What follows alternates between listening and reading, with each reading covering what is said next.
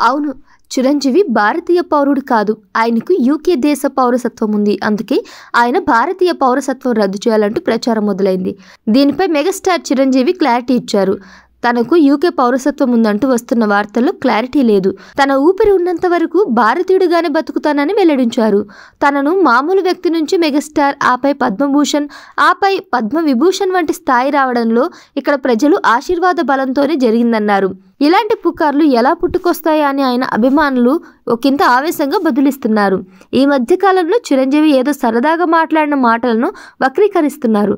దీంతో సోషల్ మీడియాలో అందరూ కాదు కానీ కొందరు మాత్రం ట్రోలర్స్ పనిగట్టుకొని చిరంజీవిని బద్నాం చేసే కుట్ర చేస్తున్నారు.